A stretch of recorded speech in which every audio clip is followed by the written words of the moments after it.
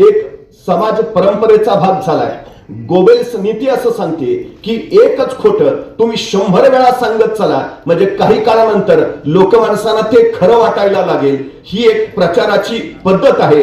व्यापारी जाहिरातींचं यश कशात आहे याचा विचार केला तर आपल्या लक्षात येतं की हिटलर असं सांगतो की खोटं बोलतानाच एवढं मोठं खोटं बोला की ते खोटं आहे हे सांगायला कुणी धजावलाच नाही पाहिजे. अलीकडं खोटं सुद्धा इतकं मोठं बोलतात की सर्वसामान्य माणसाला ते खोटं आहे हेच मुळात कळत नाही. ही अलीकडच्या समाजकारणातली आणि राजकारणातली सगळ्यात मोठी अडचण आहे. हेही आपण लक्षात घेतलं पाहिजे. मास मीडिया नावाचा प्रकार जो अलीकडं काही माणसांना यशस्वी करतो आहे, मग हेच गणित आहे. प्रोपगंडा तयार करणं, इमेज बिल्डिंग उभा करणं आणि प्रतिमा निर्माणाच्या तंत्रानं माणसापुढं जणू हेच आता आपल्याला तारू शकेल अशी अवस्था उभा हे अलीकडचं तंत्र झालेलं आहे. अशा तंत्रामध्ये खरं तर 3 ऑगस्ट 1947 साली जन्माला आलेल्या भाई शंकर शेतकऱ्यांच्या आणि कामगारांच्या क्रांतीसाठी कामगार पक्षाचं काम करणाऱ्या बाळा घेतली पाहिजे की प्रखर लढ्याशिवाय शेतकऱ्यांचं आणि कामगारांचं राज्य स्थापन होणार नाही. कुठलाही पक्ष या शेतकरी कामगारांच्या वर्ग संघटनांच्या पाठबळावर सत्ता जरूर स्थापन करू शकेल, पण तो शेतकऱ्यांचं आणि कामगारांचं राज्य निर्माण करू शकणार नाही. ही भूमिका शंकरराव मोरे यांनी मांडली आणि त्यावेळी त्यांनी सांगितलं की शेतकऱ्यांच्या आणि कामगारांच्या राज्यासाठी प्रखर लढा हा उभा राहावाच लागेल. ही सगळ्यात महत्वाची गरज आहे. पण त्याच वेळी हा लढा उभारताना निव्वळ आर्थिक क्रांती एवढंच साध्य नव्हे तर सामाजिक आणि आर्थिक समता प्रस्थापित करणं हे शेतकरी कामगार पक्षाचं प्रमुख धोरण असेल. ही भूमिका त्यांनी स्पष्टपणे मांडली आणि खरं तर त्या काळामध्ये संपूर्ण महाराष्ट्र त्यांनी पिंजून काढला. आपल्या वाणी लेखणीनं शेतकरी कामगार पक्षाची धोरणं तरुणांपर्यंत पोहोचवली आणि या तरुणांची तडफदार नेतृत्वाची फळी शेतकरी कामगार पक्षामध्ये तयार झाली. हे सगळ्यात महत्वाचं कारण आपण लक्षात घेतलं पाहिजे. खरं तर 1946 ते 1958 हा शेतकरी कामगार पक्षाचा स्वर्ण काळ मानायला हवा, कारण त्या काळात तब्बल 28 आमदार शेतकरी कामगार पक्षाचे विधानसभेमध्ये होते. पण संयुक्त महाराष्ट्र चळवळीच्या काळातच शेकापमध्ये फूट पडली आणि नंतर मात्र ही संख्या कमी कमी व्हायला लागली. ही सगळ्यात महत्वाची गोष्टही आपण लक्षात घेतली पाहिजे. पण या शेतकरी कामगार पक्षानं महाराष्ट्राला जे तडफदार नेते आणि नेतृत्व दिलं ते मात्र कमालीचं होतं. हे आपण लक्षात घेतलं पाहिजे. मग त्याच्यामध्ये भाऊसाहेब राऊत असतील, त्याच्यामध्ये केशवराव जेदे असतील, त्याच्यामध्ये एन.डी. पाटील असतील, गणपतराव देशमुख असतील, दाजीबा देसाई असतील, कृष्णराव धुळप असतील, ही प्रचंड मोठी फळी शेतकरी कामगार पक्षानं निर्माण केली. महाराष्ट्रामध्ये मला शेतकऱ्यांची आणि कामगारांची क्रांती जिवंत ठेवायची आहे आणि त्यासाठी मी शेतकरी कामगार पक्ष निर्माण केला. हे शंकरराव मोरेंचं विधान खऱ्या अर्थानं शेतकऱ्यांच्या आणि कामगारांच्या प्रश्नासाठी काम करत या सगळ्या तरुण नेतृत्वाने महाराष्ट्रावर अखंडपणे चालू ठेवलं. हे सगळ्यात महत्वाचं. पण एक गोष्ट आपण लक्षात घेतली पाहिजे. आज अलीकडं पलीकडं आपण अनेक उदाहरणं देतो, पण ज्यावेळी यशवंतरावजी चव्हाण संरक्षण मंत्री म्हणून दिल्लीला गेले त्यावेळी सगळ्यांना असं वाटलं होतं की आता महाराष्ट्राचे मुख्यमंत्री म्हणून वसंतराव नाईक शपथ घेतील. पण यशवंतरावजींच्या मनात थोडंसं वेगळंच काहीतरी होतं. 1958 साली म्हणजे 1952 साली पहिल्यांदा भाई उद्धवराव पाटील आमदार म्हणून निवडून आले. 1958 साली ते महाराष्ट्राच्या विधानसभेचे विरोधी पक्षनेते होते. यशवंतरावजी महाराष्ट्राचे मुख्यमंत्री आणि भाई उद्धवरावजी पाटील हे विरोधी पक्ष नेते. पण ज्यावेळी यशवंतरावजी चव्हाण संरक्षण मंत्री म्हणून दिल्लीला निघाले त्यावेळी त्यांनी आपले एक सहकारी रामराव आवरगावकर यांना सांगितलं की तुम्ही भाई उद्धवराव पाटलांकडे जा आणि त्यांना माझा एक निरोप सांगा. तो निरोप काय होता की आपण शेतकरी कामगार पक्षाचा राजीनामा द्यावा, आपण पक्षांतर करावं, आपण काँग्रेसमध्ये यावं आणि महाराष्ट्राचं मुख्यमंत्री पद स्वीकारावं. रामराव आवरगावकर भाई उद्धवराव पाटलांकडे गेले.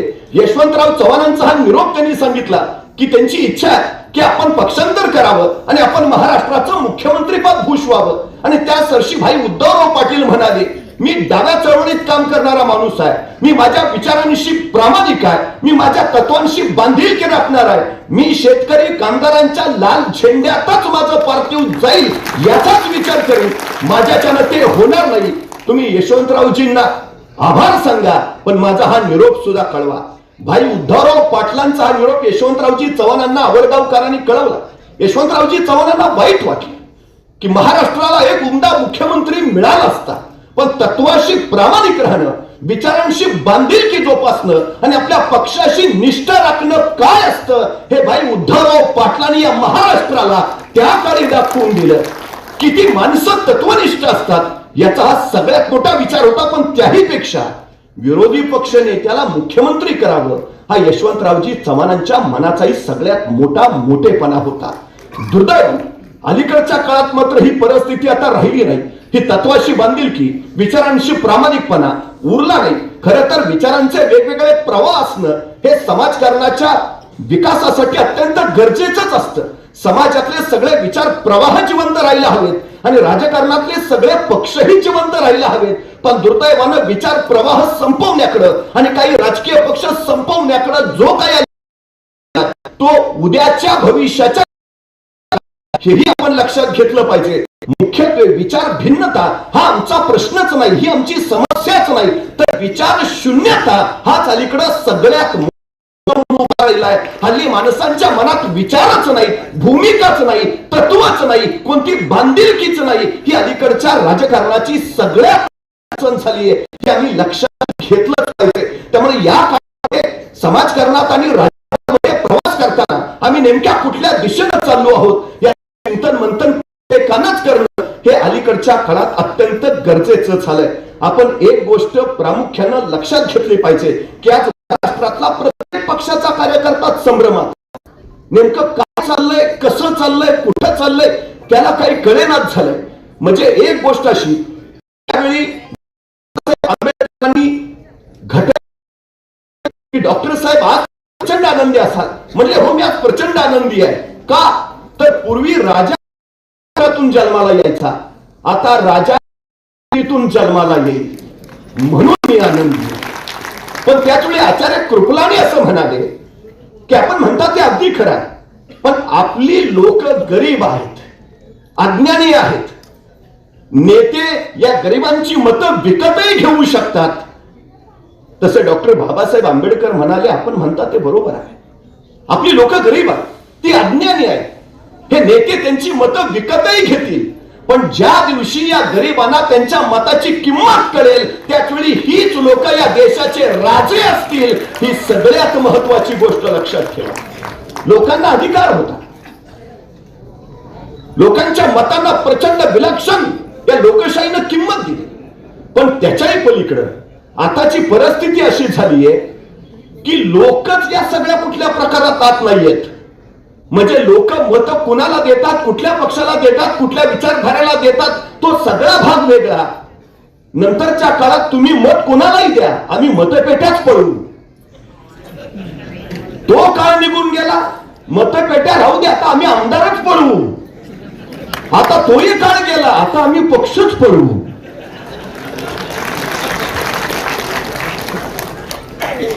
कदाचित यावर सुद्धा डॉक्टर बाबासाहेब आंबेडकरांनी विचार करून ठेवला असेल, म्हणून ते त्याच वेळी असं म्हणाले की भले जरी नेते विकले गेले तरी माझं संविधान सुरक्षित राहील,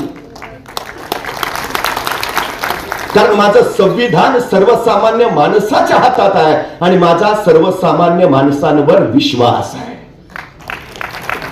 हे बदलायची ताकद कुणात आहे? लोकशाही संविधान अखंड आणि अभंग ठेवायची ताकद कुणात आहे? तर ती सर्वसामान्य माणसांमध्ये आहे. हे या लोकशाहीचं सगळ्यात मोठं वैशिष्ट्य आहे. आम्हाला काय करायचंय? आम्हाला हा सर्वसामान्य माणूस जागृत करणं, सर्वसामान्य माणसांपर्यंत हे सगळं पोहोचवणं ही आत्ताची अत्यंत गरजेची गोष्ट आहे. ही सगळ्यात महत्वाची गोष्ट. आणि राज्य उभा तरी कशी राहिली?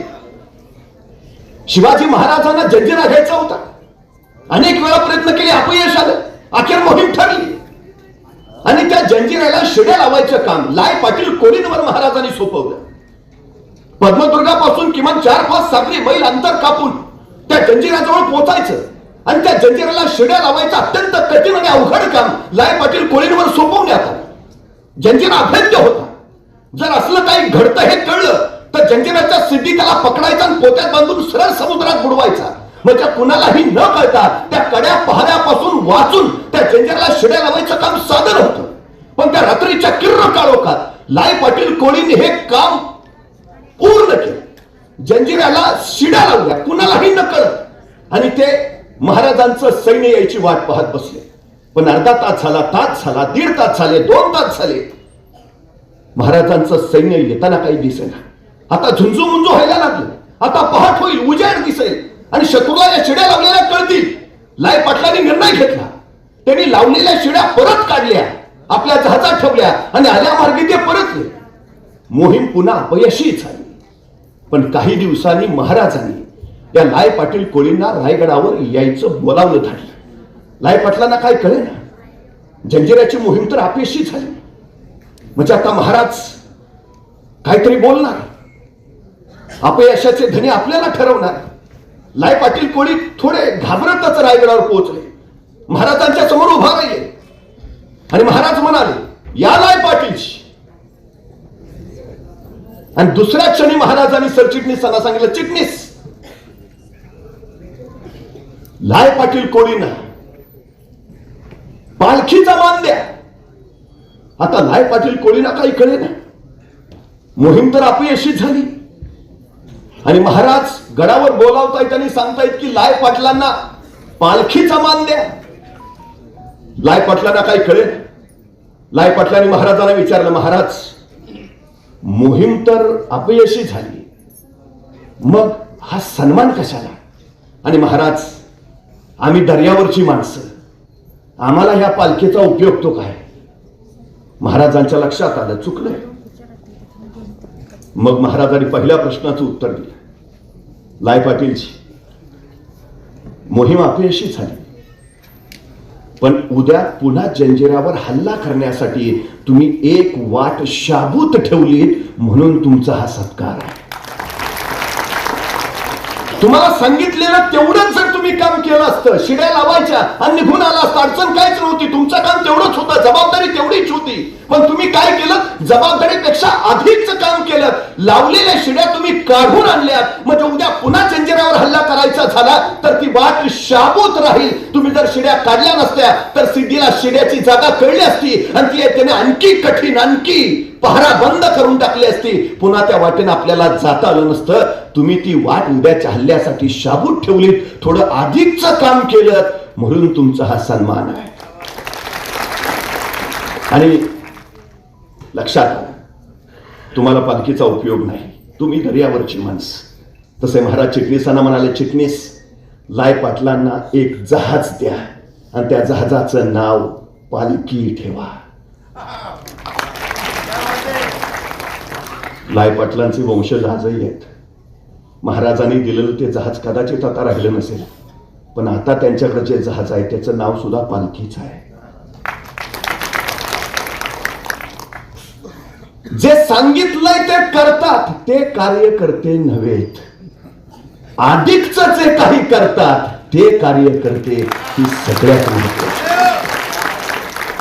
आज आम्हाला, समाजाला, राज्याला, राष्ट्राला गरज कोणाची आहे? हे अधिकच जे काही आहे ते करणाऱ्यांची सगळ्यात जास्त गरज आहे. आम्हाला हे लक्षात घेतलं पाहिजे. सगळ्यात महत्वाची गरज आहे ती सगळ्यात. नाहीतर महाराजांनी 350 वर्षापूर्वी स्वराज्य उभा केलं. कसं उभा केलं?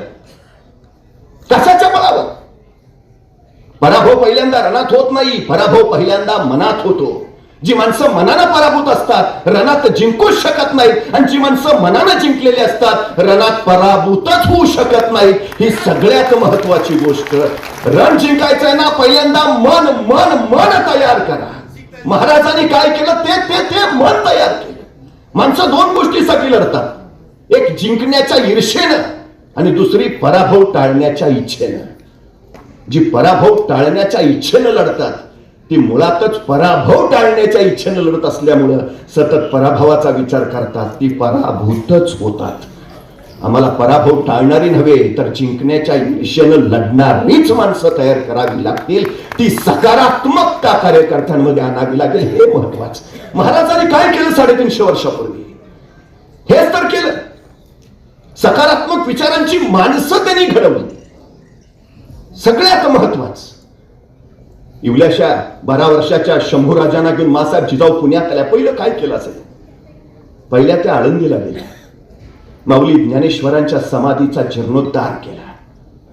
भगवान श्रीकृष्णानं कुरुक्षेत्रावर अर्जुनाला सांगितलेली भगवद्गीता माऊली ज्ञानेश्वरांनी प्राकृतात आणली. मन घडली पाहिजे, रण जिंकायचंय ना, ही ज्ञानेश्वरी परत लोकांपर्यंत गेली पाहिजे. मासाहेबांनी पहिलं काम ते केलं. शेतकरी कामगार पक्षाचा जन्म ही आळंदीतलाच आहे.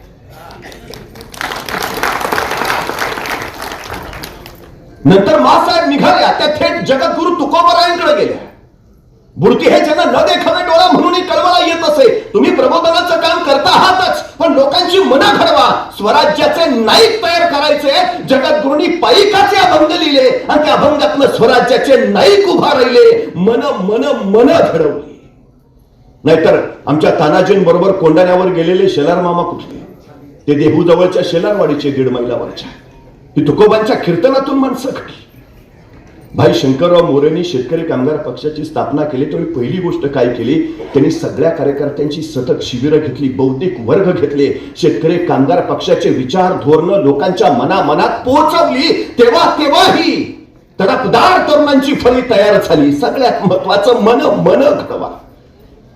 गरजेचं काय ते हे 350 वर्षापूर्वी शिवाजी महाराजांनी कृती ग्रंथ लिहून घेतले असतील.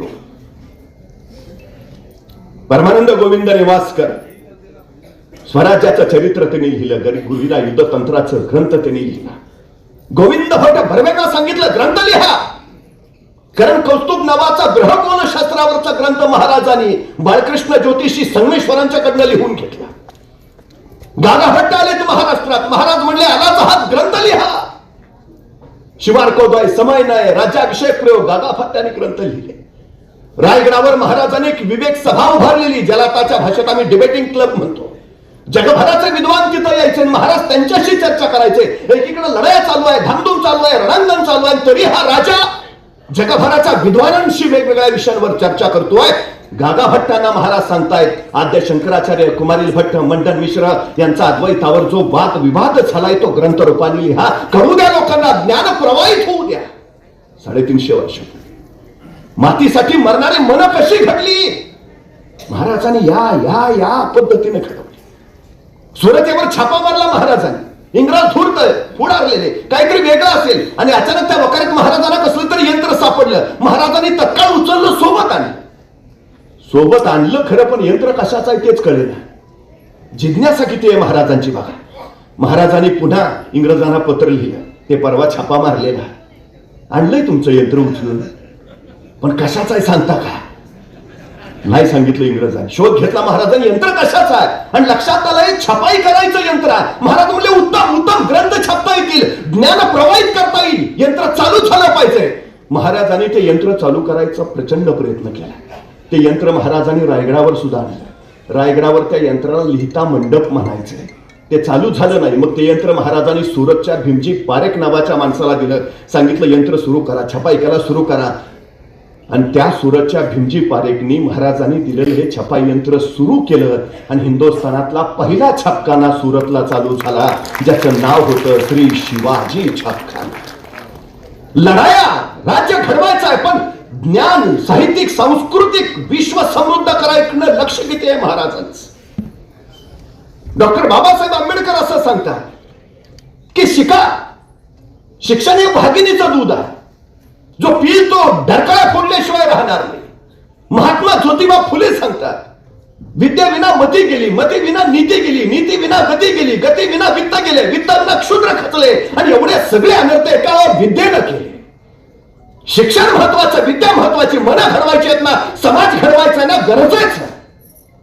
पण ज्यावेळी माझ्यासारखा एखादा प्राध्यापक 20 पेक्षा कमी पटसंख्या असणाऱ्या शाळा बंद होण्याची बातमी बघतो, 62,000 शाळा खाजगी कंपन्यांना देणार असल्याची बातमी बघतो, कंत्राटी पदं भरणार असल्याची बातमी बघतो, त्यावेळी ज्या राज्यानं देशाला दिशा दिली ते राज्य आता कुठल्या दिशेला चाललंय असा प्रश्न पडतो.